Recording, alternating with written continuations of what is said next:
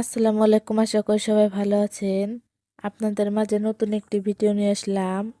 আজকে বাটা মাছ দিয়ে ফুলকপি সিম দিয়ে তরকারি রান্না করব। পুরো ভিডিও দেখতে সাথে থাকুন। এখানে আমি বাটা মাছ নিয়েছি। বাটা মাছ পরিষ্কার করে কেটে নিয়েছি আমি। ফুলকপি সিম কেটে নিয়েছি। এখন মাছের মধ্যে মশলা মাখাবো। মরিচের ফাঁকি, হলুদের ফাঁকি, সজের ফাঁকি, লবণ দিয়ে ভালো করে মিশিয়ে নেব।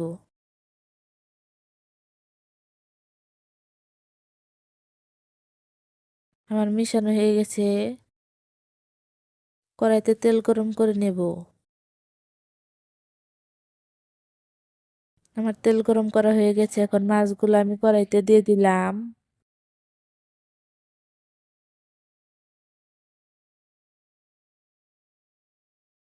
আমি মাছগুলো উল্টিয়ে পাল্টিয়ে নিয়েছি। একটু নাড়াচাড়া করে নিলাম।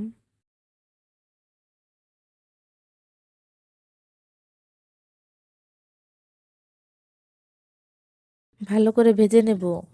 আমার ভাজা হয়ে গেছে, এখন আমি বাটিতে নামিয়ে ফেললাম।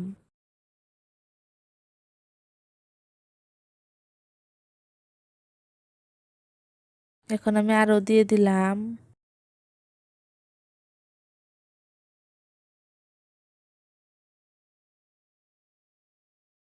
মাছ ভাজা হয়ে গেছে, কড়াইতে পেঁয়াজ মরিচ এখন আমি ভেজে নেব। ফুলকপি সিম আমি ধুয়ে নিয়েছি। আমার পেঁয়াজ মরিচ ভাজা হয়ে গেছে, এখন আমি একটু পানি দিয়ে দিলাম। একটু নাড়াচাড়া করে নিচ্ছি। এখন আমি মশলাগুলো কষিয়ে নেব। মরিচের ফাঁকি, হলুদের ফাঁকি, সজের ফাঁকি, লবণ,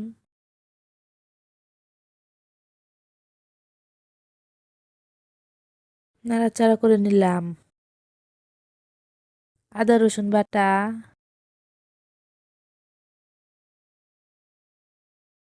জিরা বাটা,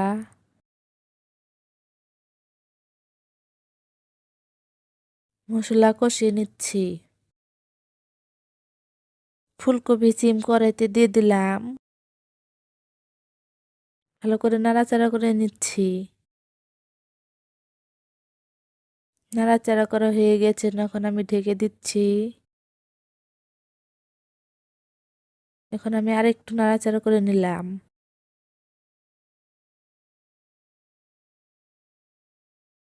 সিদ্ধ করার জন্য আবারও ঢেকে দিচ্ছি।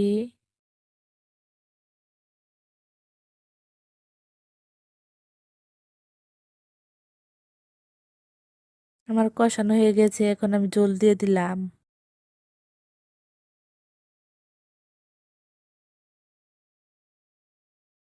আমার তরকারি বলক উঠেছে, এখন আমি মাছ দিয়ে দিচ্ছি।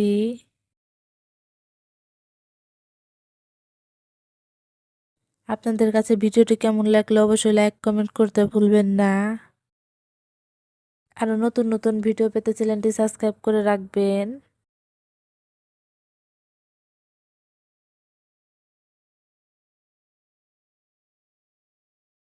আমার তরকারি রান্না করা হয়ে গিয়েছে।